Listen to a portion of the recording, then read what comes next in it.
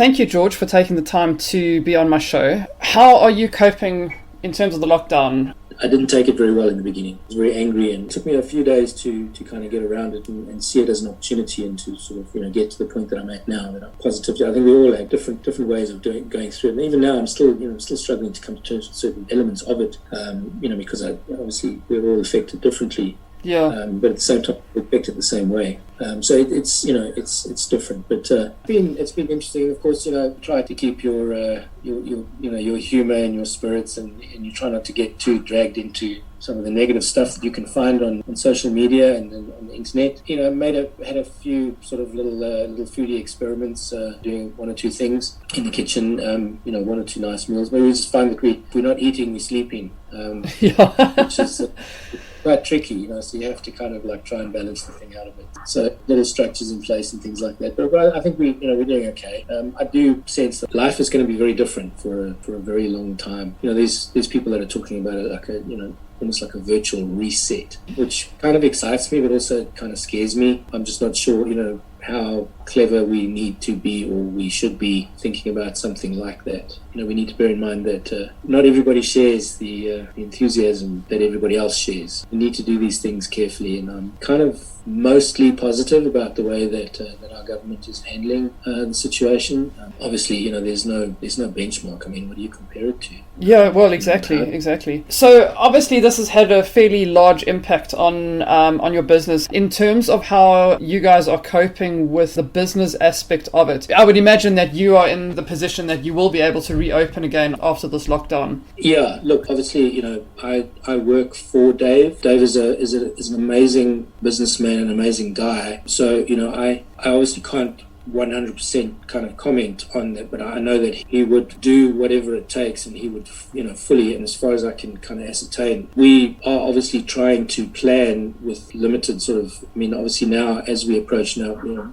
based on what was said last night by the president, we can obviously now start to sort of more or less kind of plan when we're likely to come out of this, but obviously that also is not finite. Even the president doesn't know when that's going to be right now. So I know Dave's intention is obviously he would like to reopen the store, and that's basically the premise that I'm working on, and that's kind of like what I'm looking at from the point of view of my preparation, both just mentally and with some of the documentation and support materials that we use in the shop. One of the things that this whole kind of thing is really, really brought to the fore for us. Not that we were completely ignorant of it before, it was just we could kind of get around it, was the need for online, much more, basically an online and e-commerce platform for NFP. So we laid the groundwork quite a while ago to actually implement it. The concern that we've had and the difficulty that we have is defining the product range that actually goes into that shop. Also, not so much the product range itself, but the continuity of supply of those products. When you're committing to an online presence like that, we don't want to be one of those, how can I put it, people that aren't properly prepared and properly committed. We commit in our store, we have product, and we source the product in a way that we can actually continue to supply that product. The same specification, the same color, the same behavior, the same, all the things about that product need to be repeatable or can be relied on to happen. You've got generations, and you've got different things, and you've got seasonality and all those kind of things, and we need to have products and systems in place that will always be the same. And doing that in this country it's a challenge. Specifically in our field, because the market that we move in reality is very, very, very, very, very, very small. It's tiny. So to have anything locally developed specifically for that market is very difficult. You just cannot justify, for example, tooling up to make a specific item in this country to produce a thing repetitively for the market. The volume that you would make is so small compared to the tooling costs and the run rates of the manufacturing processes. You basically switch the machine on and switch it off, and it would have made more than we can sell in a year. So those kind of things become quite difficult to get your head around. Yes, we can also just simplify the range and kind of dumb it down so that it's not a big deal. But then we're not doing anything to differentiate ourselves or to justify or to encourage people to actually then utilize our service, because we're not doing anything different. So that's where we've been kind of struggling with that balance. And it takes events like this that we're going through now to kind of either make or break those kind of things. Yeah. So we've started to sort of work through processes, and again, the exchange rate, and then the volatility of foreign markets, transportation, be it air freight or sea freight, and how much capital you're prepared to commit to product. If you air freight something, you can get it here you can get it in 3 weeks. But if you air freight the wrong stuff from the point of view of the size in the volume, because air freight is calculated volumetrically, so they don't care how much stuff weighs, they want to know how big it is. And obviously, weight does become a factor. You can't import lead bars in an aeroplane. So the calculation of the cost of the transport or the air freight, as opposed to the value of the items and the cost of the items, becomes a very critical calculation. In the old days, when margins were much bigger than they are today, those kind of things could be kind of factored into that sort of loss leader sort of arrangement. But in the last couple of years, it has become very critical. So much so that quite often it's actually, it's just not worth bringing stuff in, because you cannot sell it for enough money to make, to not even to make money, just to break even. So it's those things that are we're not, NFP is completely independent. We're not affiliated to any other bodies anywhere in the world, and let alone in South Africa. So it's quite a trick to, as I said, to source materials. We have some amazing suppliers who support us as best they can from the point of view of, again, our requirements are so small compared to other countries, and where even the countries that they operate in, our demand and our requirement is so tiny that we hardly even feature in their lives. But because of the spirit and the community of home brewing, we live on that. Those guys are just so excited that we're doing what we're doing in a place like South Africa, that they very excitedly support us. But obviously they help us out, but they obviously, it's a business, it's a commercial venture, so of course they're expecting to make a profit. So yes, they might be prepared to break box quantities, ship us smaller amounts than they would require their local distribution to take, but we still pay the full price for those things. And as I said, then it's up to us how to structure those shipments. So as I said, air freight gives you, will arrive here within 3 weeks, but the trade-off is the cost of actually what you pay to get that stuff here. But the other option is sea freight, but sea freight takes about 8 weeks. But the cost of the transport cost is much, much lower, but the time is much longer. And then they also have a very interesting calculation where, the volumetric thing becomes, is done in a different way. So, if you have very light stuff, but it's very bulky, you'll save on a kilo thing, but then you have a limitation on what you can put into the container, for example, or how big the actual consignment is. We could justify an entire container if we brought in just one of something, and we could fill a container, but then we wouldn't have any other products to sell. Yeah. So we've got to bring in a bunch of different things. So there's it's really, really difficult for us to fill a container. As I said, it just also doesn't make sense from the point of view of the type of products that we sell. We're not a Westpac, for example, where thousands of plastic storage boxes would be, and you can fill a container with those pretty quickly. Yeah. And you can get it here really cheap.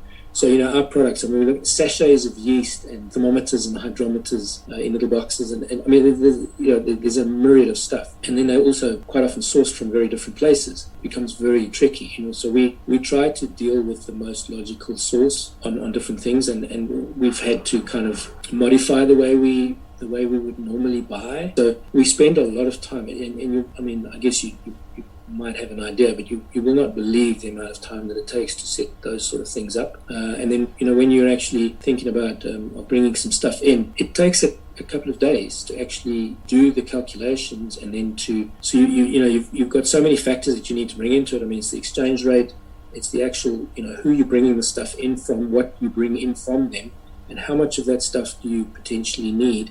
And then you need to structure the combination that the weight and the size and the bulk and the value and the cost and everything, it's a massive calculation, and it's very, very stressful, and not the sort of thing that you relish doing if you don't have to. So it becomes quite tricky. And of course, in between all of that, we're serving customers, and we're trying to meet our customers' needs, and of course also look to growing and staying relevant in the market. You've got to anticipate the product that you're bringing in is dated. So the moment you commit to stuff and you bring it in, you've got to know that you're going to turn it over at a certain time, because if you don't, you've got to throw it away, because it expires. So you've got to bear that in mind too. So it's one thing to bring in 8 months worth of stock, but will the stock last 8 months from the point of view of its sell by date, and will you sell it before it expires? So we've got to be realistic, and that's where it gets really, really tricky. So now we've always traded on the fact that we actually have a physical store. Most of our competitors started out online. Some of them have a physical presence, but it's normally limited to certain hours or certain days of the week. But we've always had 6 days a week. We've kind of traded on that strength, and it's been something that's been very popular and very, very well used by most of our customers. Yeah. That we now know. I mean, we've always suspected that it's going to change, and has started to change. But I believe that this event, this COVID-19 business, has actually irreversibly kind of shifted that trend and probably catapulted it to the point now where people that were very comfortable and would actually rather come into the store will now actually think about it before. And if they don't really need to, have a chit chat and physically see the stuff because they're not sure if it's what they're looking for or whatever, they would certainly be more likely to order something online, or to even phone in and order it and have it delivered, or phone and have it ready for collection. Yeah.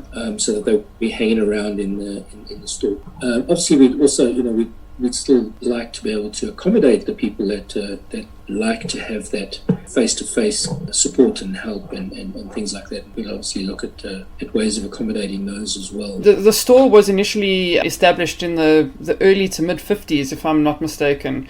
And so it's, 52. So Yeah. You've seen a hell of a lot of evolution in the way business is done. Like you say, you were sending stuff to pharmacies via the post office, and this is just now another pivot in your business. So in terms of online being digital, there are a lot of ways to bring that human element that NFP is famous for to the online realm. But as I said, we'd also still like to, both Dave and I are a little old school in certain respects, and yes, we embrace technology, and we're not averse to to utilizing it. But we'd also, just out of I don't know if respect is the right word, but there is a long tradition of being accessible in the flesh at NFP, where countless demonstrations have been performed on that counter, where people have just popped in and said, I really struggle to get the caps onto my bottles.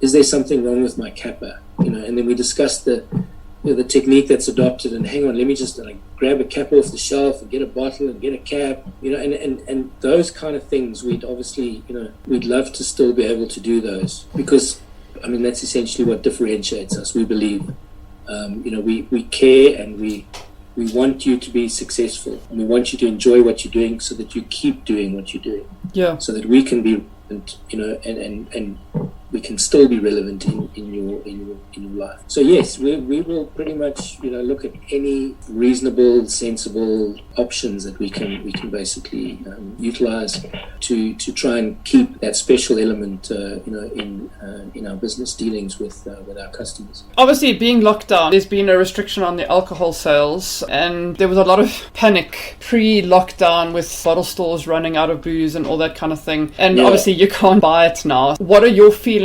on non-alcoholic beer? Yeah, it's fairly tricky to do it, obviously, as a home brewer, to brew a non-alcoholic beer. And essentially, a home brewer wouldn't bother to make a non-alcoholic beer.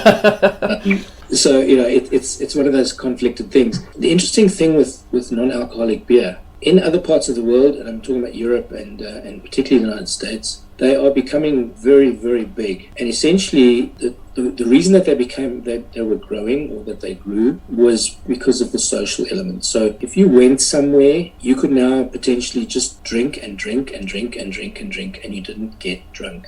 So you could then drive yourself home, and that's great, because human beings, we've got this thing, we need. We need to be with people, and we need to do things. So the whole socializing thing works really well with non-alcoholic beer. And non-alcoholic beer sells at venues. It's not bought and taken home. People don't drink non-alcoholic beer at home. Yeah. They drink beer with because I'm home. I don't need to panic and worry about, unless you're not drinking alcohol for other reasons. And I have a whole different personal and sort of professional outlook on that. I mean, some people just cannot or should not be drinking alcohol. But if you just simplify it and just look, and generalize, and again, it's not to diminish the importance or the reality of those other circumstances that that I've alluded to. Non-alcoholic products, and it's not just beer. There's a few others.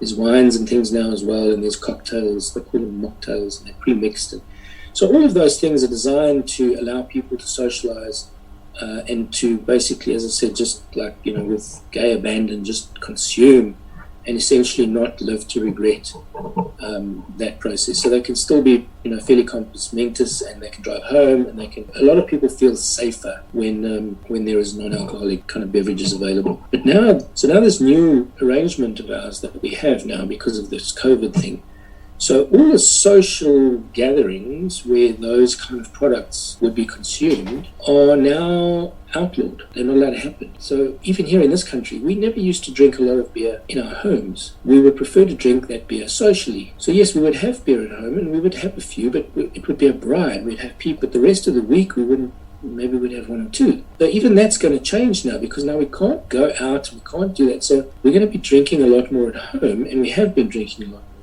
So much so that a lot of people are actually resorting to trying to make stuff. And it's getting quite interesting. If you follow different media posts and things, guys are posting pictures of either their effort or a recipe, and like, what do you think? I'm going to try this, or has anybody got a recipe? And I mean, some of the stuff is really, really scary. Yeah. And of course, I think that the whole non-alcoholic and everything is going to change.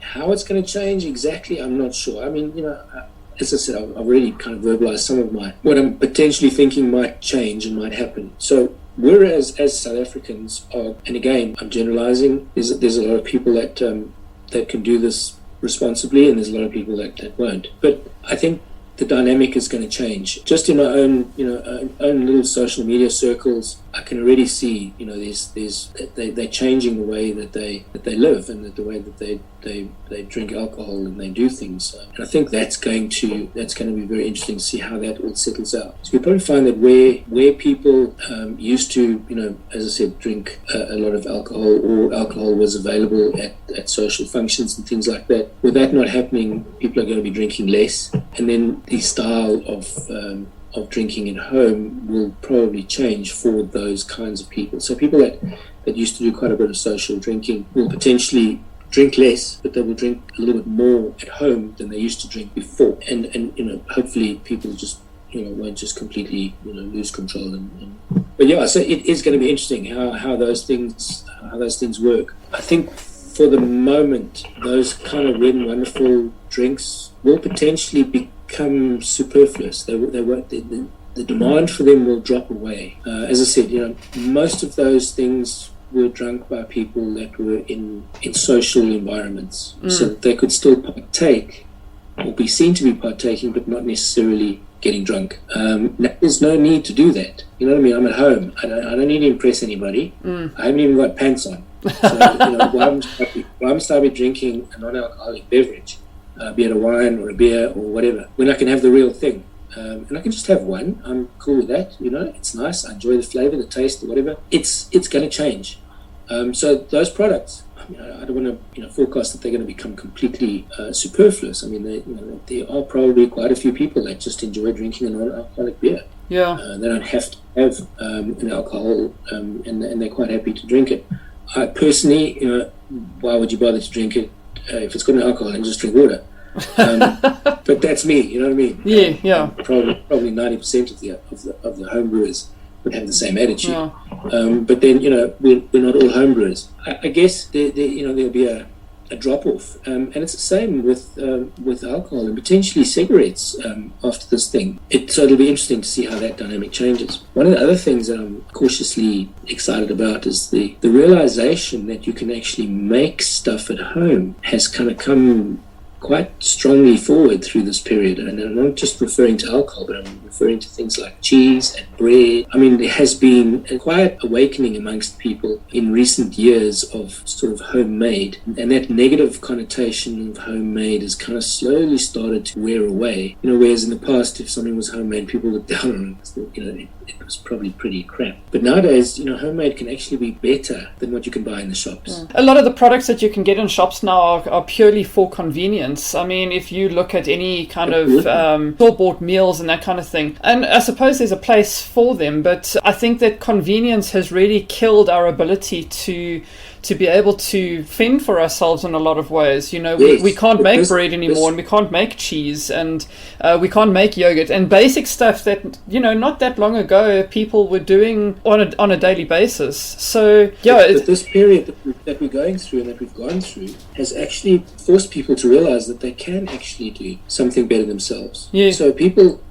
Again, I'm generalizing, but people that used to take advantage of those like ready-made convenience meals, those dried up. The fast food, I mean, you can't order that stuff, you can't buy that stuff, you can't get it now. So people have now had to revert, and they've had to, and I've kind of realized, damn, if I use this and I do it, and I've looked up this recipe and I've tried it out and I've watched this video and it actually tastes bloody nice and it looks pretty, and it's actually quite cheap to make, and I can make it on demand and I don't have to wait for the delivery and I don't have to do this and that. They suddenly realize, and like with bread as well, all these things, fresh bread is an issue. You don't want to be going to the shop every day to go and get bread. So people have been, but I really, really, really would like a piece of bread.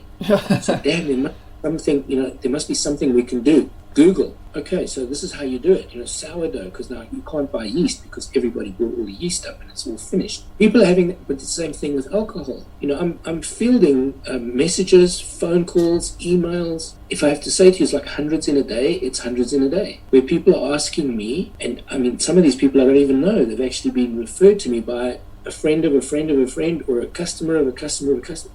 I don't know how they've got to me, but they'll ask me, how do I make something alcoholic at home?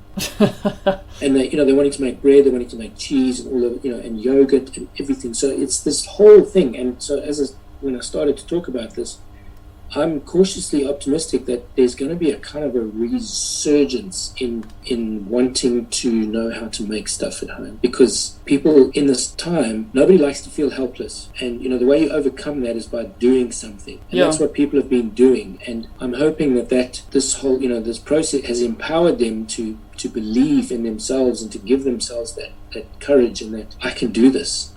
Yeah. If I just seek out the right advice and the right ingredients, I'm pretty confident that I can do this. I've seen people doing it, and I know that I can do this. So I'm kind of expecting, and what you were saying earlier about the webinars and this kind of stuff, we're going to have to get smart if we want to utilize that or take advantage of that part of the process. Make these little video sessions, or actually just make a yogurt or make a thing, and so people can actually see that it's really simple and easy to do, and that the person speaking doesn't have an American accent and talk about ounces and pounds. So I'm fairly confident and comfortable, and I've got the actual stuff in front of me that he's using in the video. It's not some local derivative of whatever that American thing is that's in the video that hopefully will work. Those kind of things. So we're going to have to kind of spark a little bit to take advantage of this exciting period of potential growth. That's the way I'm kind of hoping and seeing that, and trying to, as I said, prepare myself. I have to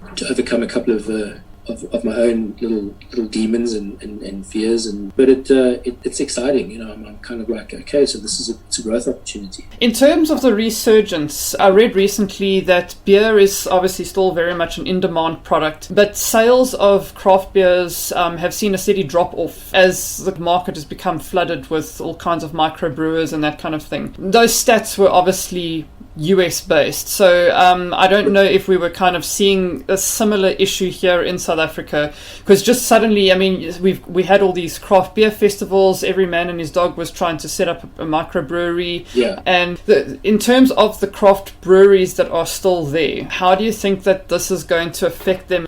So it's an interesting one. So in the US, those figures and that decline basically related to the economy and also a little bit to the trading environment. And then there was, there's like these periodic sort of things that start happening. So the States are very fad driven. I'm generalizing, and what happened in the States, and it's sort of obviously the tail end of it now, and obviously with this COVID thing, it would have obviously changed everything again. But there was a new product, a new alcohol, a new beverage that popped onto the American market, and kind of pulled everyone's attention for quite a long time, specifically in the American summer. It's called hard seltzer. So basically, it's a flavored water, a sparkling water that has alcohol content. There's a huge following for this stuff.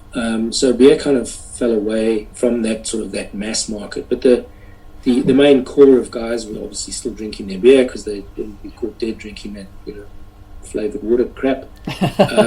So but in general, the mass consumer kind of guys, the guys that were going buy a 6-pack of macro lager, they were switching out the macro lager for this flavored seltzer, or hard seltzer as they call it. And the interesting thing with the hard seltzer was that it kind of broke the pink drink wall down a little bit. The craft brewers are okay. It's the guys in between that have got this weird misconception, and I'm sure you've probably got some pretty strong feelings on it yourself, that alcohol has to be made differently for the different sexes, which absolutely doesn't make sense. Yeah. So this hard seltzer thing kind of took that pink thing out of the equation, because now anybody was drinking this stuff, and it didn't have the stigma attached to it that there was no preconceived sort of it's a beer, so it's got to be drunk by a guy, and it's got an umbrella in it sticking out of it, so it's got to be drunk by a girl. It kind of took on its own life, and it became quite an interesting thing. I don't think it would happen in this country to that degree because of the way that we just don't behave that. We don't have that kind of that volume. That community is much smaller in this country, and again with the changes that we're looking at now in the way that we live, or we're going to have to live, it's going to change the dynamic again. It obviously, the current situation right now in the States, although they don't have an alcohol ban, they can't drink socially, so the tap rooms are closed. So the craft beer guys, or the craft breweries that are located in places where people can come and collect stuff from them, or that craft brewery can deliver stuff to them, they're kind of hanging in there.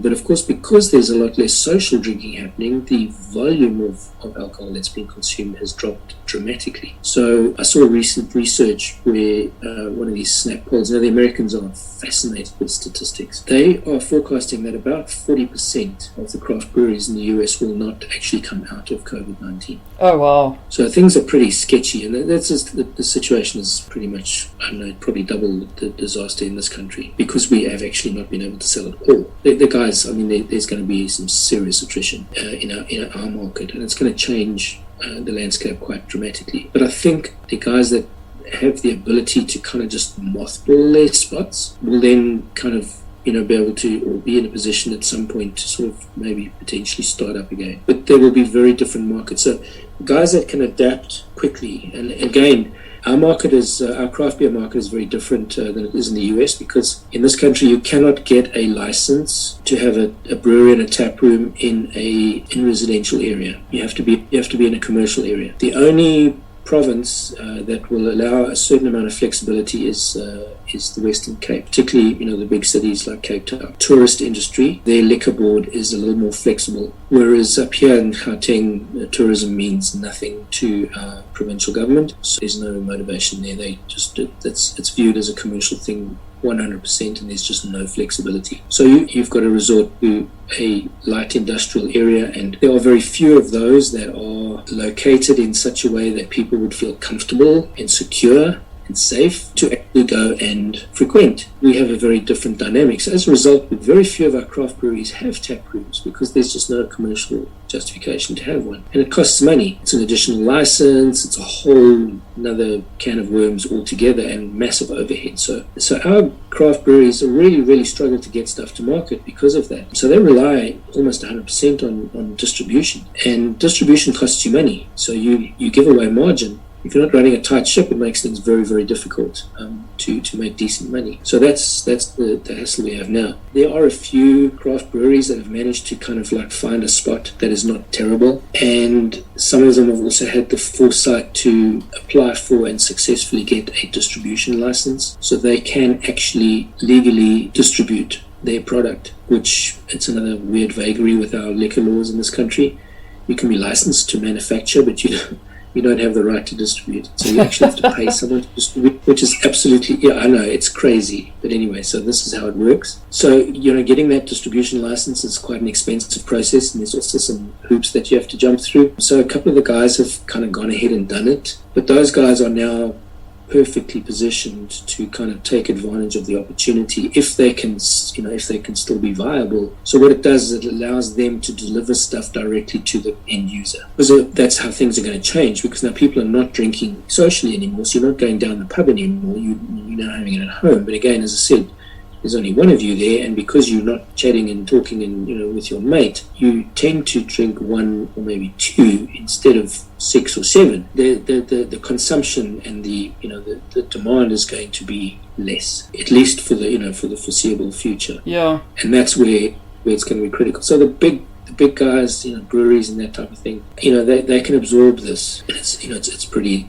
straightforward. I mean, they're going to have some issues starting up again because they've literally had to shut down everything. They've had to switch off everything. They've had to put their yeast on ice. It's a mission. It's going to take them a good 20 odd days to actually get everything switched back on again before they can actually start producing anything. And then it's going to be another 18 to 20 days before anything starts popping out of the system. So things are going to be tricky for everybody. But there are certainly, if you are fortunate to be in certain circumstances, there are some opportunities. I know of one particular craft brewery. It's Frontier Brewing Company that has a distribution license. He just had the idea before, and funny enough, just before COVID-19, to set up a direct to consumer network, and he invited a whole bunch of other craft breweries to join him in the distribution on his distribution license. What he was doing is he curates different beers from different craft breweries, and then he curates these mixed boxes. So as a customer, you can go onto his online store, and you can choose what bottles you want in a box. Oh, cool. And you can, one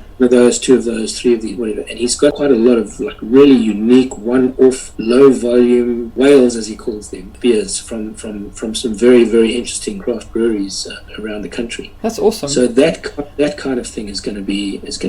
But as I said, if those other little breweries can kind of hang in there, and if you're going to be at home, you're going to want to have something quite interesting and quite unique instead of just a regular kind of beer. Because now I'm actually sitting here and I'm tasting it because I'm not being distracted by my mate. You get completely back to essentially. I mean, after a while, you're just drinking stuff. It doesn't matter what it is. That's the purview of macro lager. I mean, that's where macro lager is at its finest. But as soon as you sort of tighten the circle and turn down the music and focus a little bit inward and kind of select who comes and sits at your table, then things start to change a little bit. Then we actually start talking about the beer we're drinking, and have you ever had one of these? And, taste that and see that taste. Are you getting that taste? Okay, now that in this beer is absolutely phenomenal. It's like 10 times as more prominent. And you have these discussions and things change. That's going to be the interesting dynamic and how that comes into. So people are actually going to be kind of quite picky about what they're drinking, and if they're not making it themselves, they want to get it from someone that does a damn good job. It's pretty much in line with everything else that people are discovering. Like the bread. I mean, it sounds like such a nebulous thing, but I mean, I know you've baked the odd bread and things as well. It is such an interesting and such an amazing kind of experience to go through. And I think there's been a huge awakening. People have actually stood in their kitchens and they've looked and they've done stuff in their kitchens that they've never done in their lives before. This period, has changed things drastically. And people have discovered that they actually have the ability, and they're not being unrealistic in expecting to actually be able to make something from scratch. As complicated or as simple as a loaf of bread. People are realizing that they can make stuff, and that they want to make stuff, and it tastes nice, and it's interesting, and it's exciting, and it's something to do. Well, I mean, anything home brewed or homemade, there's so much intricacy in it, and you get such interesting dynamics of flavors. I mean, in something just like a bread, the different yeasts that you use, or the different technique, the bread, the consistency, and the flavor of it is just so much different from your kind of stock standard loaf of Albany bread. So this is a great way to segue into my next question. Being a girl who brews, that's not something that's commonly seen. Most people associate beer brewing with like a guy thing, like you were saying earlier. People associate certain drinks with one sex or the Yes. other. And beer is generally associated with males. But a lot of people are quite kind of shocked when they find out that I brew. And then they ask all kinds of questions about what does it entail, where can they start, and that kind of thing. There seems to be a lot of, not misunderstanding, but a lack of knowledge when it comes to beer brewing. So I don't know if you want to maybe just go into just a quick rundown of kind of the minimum that's required to brew your first batch, the basics of the science behind beer brewing. It's always tricky to where to start and how detailed to go. But essentially, the equipment required is really, really simple. I mean, the most important thing is your fermenting vessel.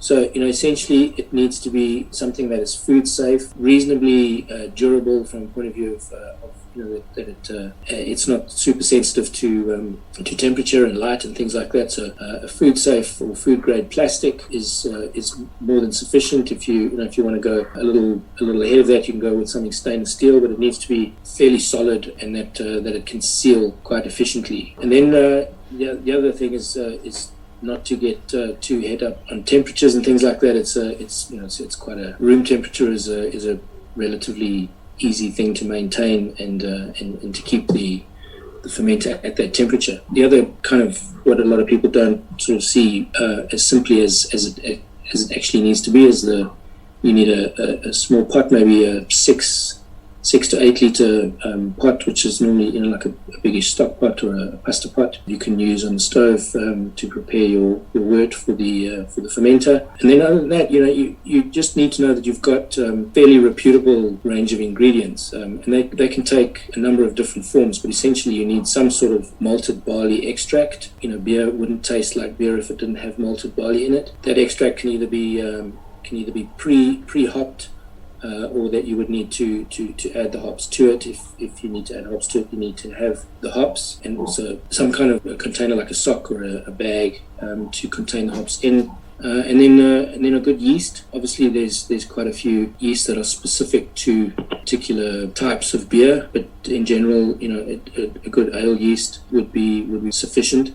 And then obviously to be aware of the yeast's expiry date is also a good idea. It's not a huge investment in equipment. You're looking at just over 1,000 Rand for everything that you would need to use, and probably about 300 Rand of that 1,000 Rand is consumables that you would replace. But the rest of that investment is stuff that you would continue to use for as long as you're brewing. In terms of the styles of beer that you would recommend, you've got your classic styles of beer that have specific qualities that make it that specific type of beer. So, your Irish red ales have got a colour ratio of X and a malt to hop ratio of Y. When you're just starting out, should you actually follow a classical style, or I would imagine you'd start out with a kit that produces some sort of classical style. But when you start doing things like partial mashes and creating your own recipes, do you need to follow a classic recipe, or is it kind of if you think these ingredients will go well together, you can just chuck them in and see what happens? Yeah, that's an interesting question. Yes, so when you start out, obviously you're brewing kits which are kind of like pre-formatted. The process of brewing them, you're essentially just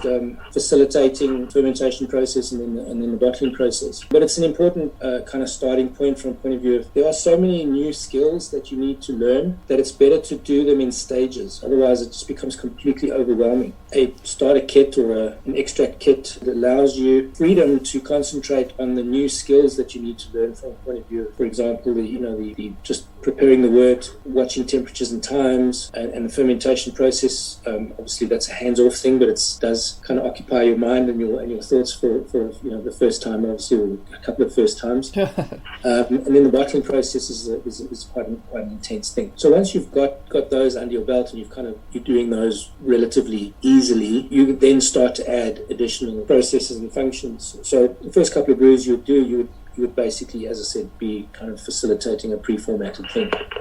And then, with the partial mash, you're still using the extract as the base, which is like 90% of the beer, and then you're preparing an extract concentrate or a steeped concentrate, which you would then add to the extract, which then gives the beer the specific characteristics that it is that you're wanting to give it, and then you're fermenting it. All through those processes, you can use pretty much generic things, which will produce a very drinkable beer, but it won't necessarily have any specific characteristics that make it or differentiate it from other beers. But then, as I said, as you start to sort of understand the process, you can then start to manipulate certain elements of it, and then give the beer specific characteristics. One of my favorite things is I have a base recipe, which is just a grain bill, and if you prepare that wort with that base recipe, and then you ferment it with 4 or 5 different yeasts in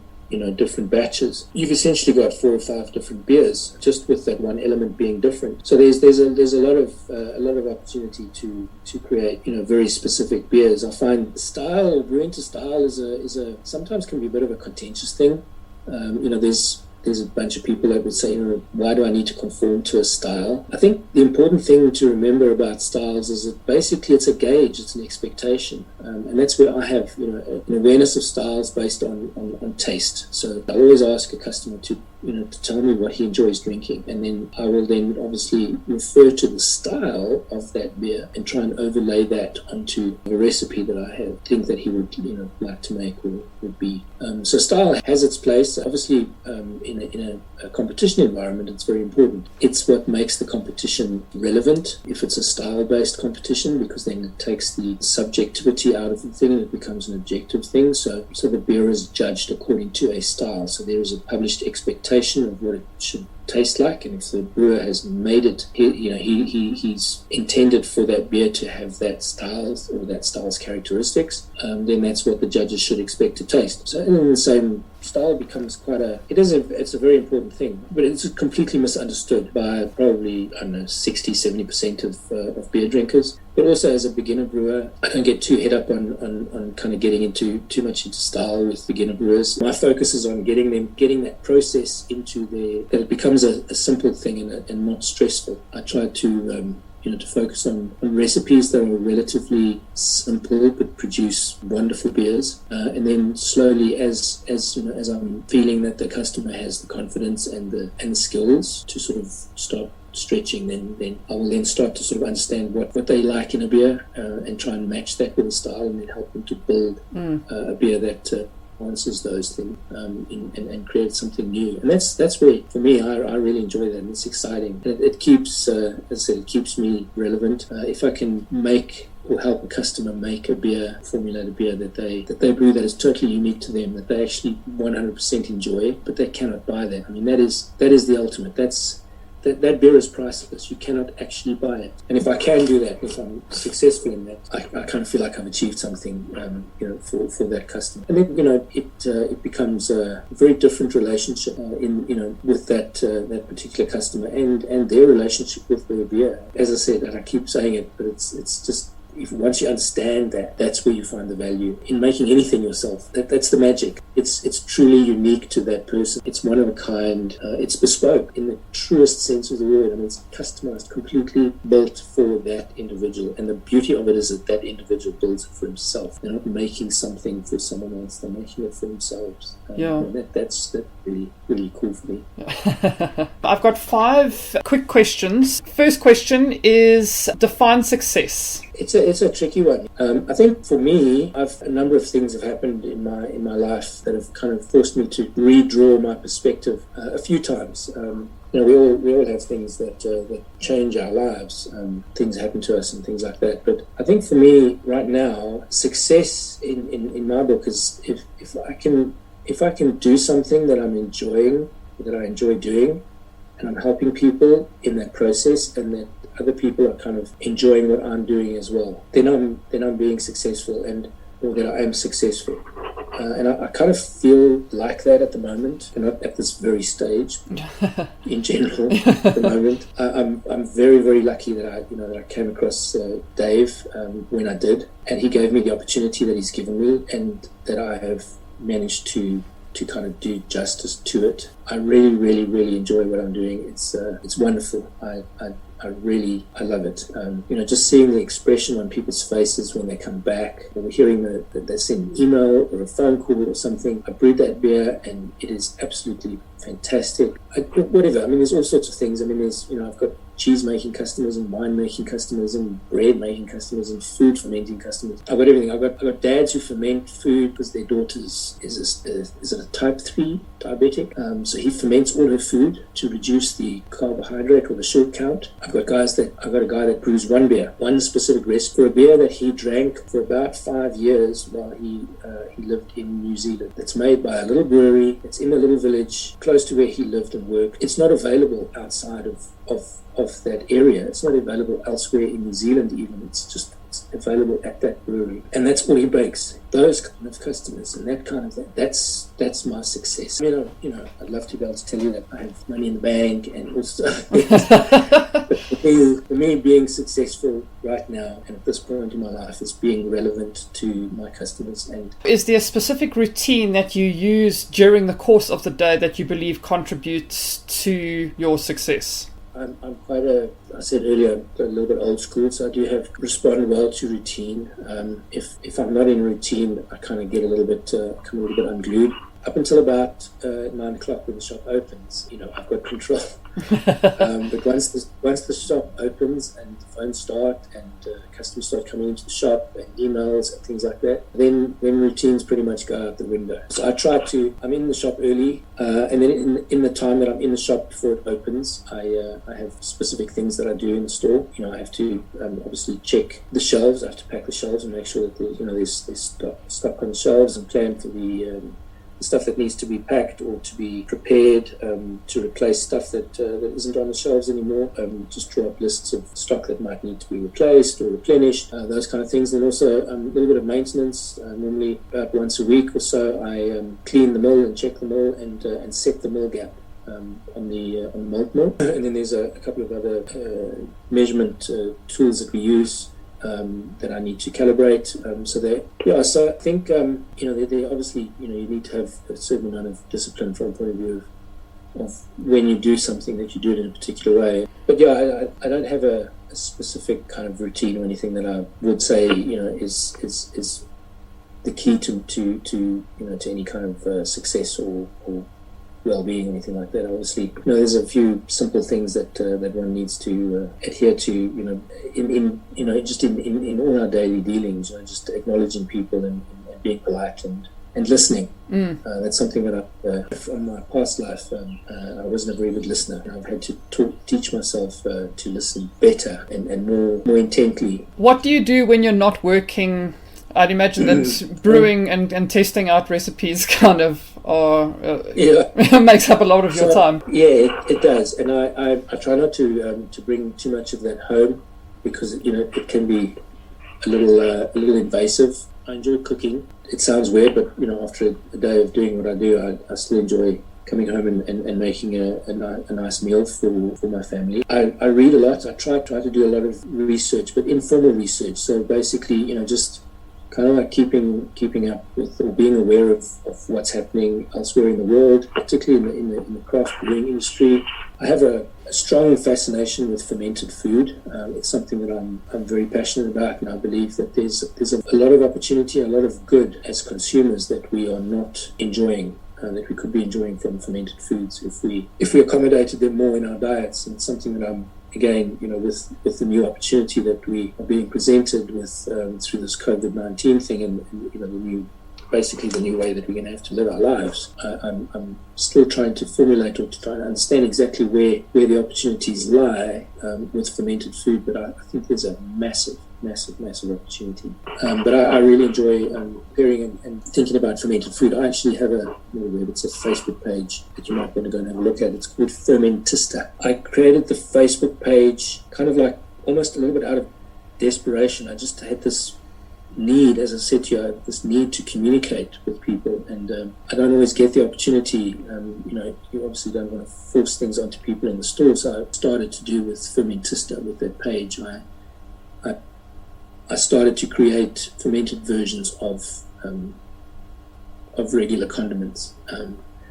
If you would like, you can go and have a look. It's Definitely. Fermentista. Cool, I'll go and check it out on Facebook. No problem. What do you rely on for continued learning? I use the internet. There are a few sites that I kind of hang around on. There's the American Homebrewers Association has a fantastic site for beer brewing. They also sort of started to venture into some of the other areas of fermentation. I monitor other kinds of things, a lot of food related things as well. I follow a few authors. A guy by the name of Sandor Elix Katz is apparently he's basically responsible for the rebirth of fermented foods in the US. And then there's also a couple called the Shockies.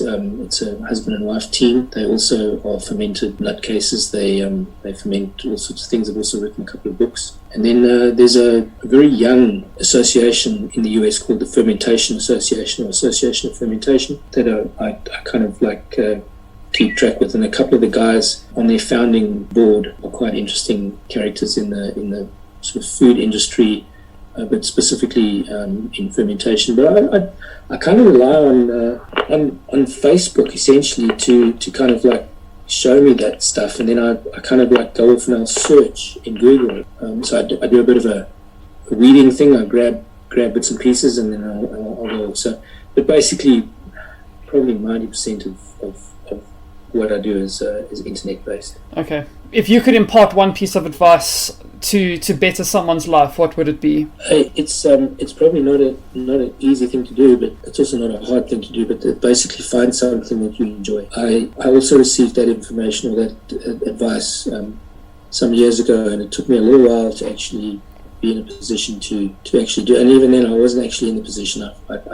It was one of those serendipitous things that, I happened to be in the right place at the right time. But yeah, find something that you enjoy, something that you identify with, and chase after that and grab onto it with both hands, and don't assume that it's going to stay in your hands. You actually have to give it justification to stay in your hands. Again, it just refers back to like my current success is being doing something that I really, really enjoy. I love what I do, and I love sharing that information, and I love seeing people enjoy it and benefit from it. I think that's pretty much what I would advise people to do. And as I said, it might not obviously always be a conscious decision, but I think if you're open to it, and if you are kind of like working in that direction, then you're bound to find something, and something's bound to find you. But there's nothing worse than going to work every day, to a job you hate, to people you hate, to an environment you hate, to an industry that you cannot identify with. I did that for too long, and it makes me sad to think that people are doing that every day. As I said in the beginning, you don't need to be a multi-millionaire, you don't need to be whatever. Just find something that makes you tick, something that gels with you, that you kind of like. I wouldn't say you don't have to work at, because that would be wrong, but it's something that you don't have to force, something that you don't have to fight against, something that you actually feel quite comfortable with, something that you could actually sit down with and have next to you, or be with all the time.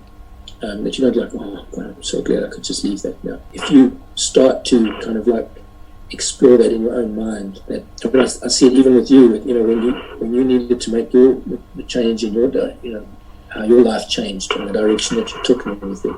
You kind of gravitate towards stuff that you identify with, and that you feel comfortable with, and that you enjoy. And then from that, you kind of start to find other opportunities and other directions and ways of enhancing or improving, things that you add to what it is that you enjoy doing. So I've always felt comfortable, and I've always been very pleased for what I've seen and how I've seen your life change recently. But obviously, the initial thing that I was obviously very scared for you. It's a new thing, it's a big thing, and it's scary. Yeah. And I've been through that more than once in my life, so I knew exactly what you were feeling and what you were doing. But as I saw you kind of like moving in different things, and the thing that you chose to do and how it's evolved, and I can also see how, yes, it's stressful, but it's not the same kind of stressful. It's not that broken one-way kind of stress. It's almost like a good stress. It keeps us sharp, keeps us going, keeps us kind of like on on our best, or at our best. One thing I've noticed since I started my own business is that I've gone from feeling kind of helpless in a situation of being employed. You don't have any kind of control over a lot of the decisions that are made or the business that's coming in. And when you kind of move to your own business where you're in control, you see opportunity almost everywhere, and not everything pans out. Like, I've had some disasters, but you're seeing opportunity in places that you weren't able to see when you were employed in corporate or wherever you were before, and it really just kind of gives you that motivation and enthusiasm to kind of follow through a little bit more than when you're working for, earning money for someone else. Exactly. Yeah, and like you say, it's different stress. I mean, financially, it is a lot more stressful because you don't have that guaranteed salary at the end of the month. Yeah. But the payoff in terms of your own kind of happiness is worth it, in my opinion. Well, at this stage, ask me when I haven't made any money for the next 6 months. I might be singing a different tune. It also, there's never a perfect time. I mean, this whole COVID-19 thing it's going to change things, and it has changed things so much. But by the same token, it's also potentially presenting us with massive opportunities if we just, open ourselves, like you're saying, just like kind of lose the myopia and the resignation kind of thing that you have when you in a corporate job. Yeah. And allow that that sort of ancient vigilant hunter gatherer out of your inner psyche and get in touch with that again. I think too many people have lost touch with that part of themselves. It's just become a daily grind. You don't know why you do the things that you do anymore. I think that that's a big problem with today's society, is that a lot of people don't know why they do the things they do. No, and there's absolutely nothing in it. There's no emotion, there's no value out of it. It's horrid. And as I said, I can get quite emotional and quite upset. When I see people that live like I used to live, and I have to remind myself that I can't get angry with them because I was like that. They don't know any better. They haven't had that. Something needs to happen in your life to make you change. And I think this COVID-19 thing is doing that for a lot of people. Yeah. Obviously, it's a huge effect on a lot of us. Where can people find you online? So right now we've got National Food Products, the Hungry Shop on Facebook. There's also, I mentioned it, Fermentista, which is my personal thing, but it's not partisan, but it is allied, obviously, because I'm NFP as well. Yeah. So there's a bit of a cross-linking thing there sometimes. And then, we have a website, but it's an old-fashioned. It's not daily updated. It doesn't have a blog. There's no e-commerce. It's a pile of crap. But we have this other thing, as I said, and that long explanation that I gave you about what's kind of holding up with that particular part of it. But that is definitely going to change. I just stick with the email and the Facebook page for the minute. Well, thank you, George. This has been a lot of fun. I've enjoyed chatting. Thank you sorry about the I really appreciate you taking the time and being willing to be on my show, and hopefully the lockdown kind of ends soon and retail can go back to normal as quickly as possible. Just hold thumbs. Cool. Thanks, George. Have a good rest of your day. You too. Thank you. Alrighty. Cheers. Okay, bye.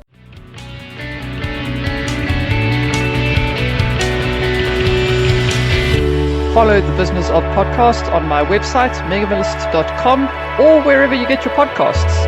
Subscribe to the YouTube channel @Megamillist. Connect with me on LinkedIn, Megan Darcy, MEGAND'_ARCY. Chat soon.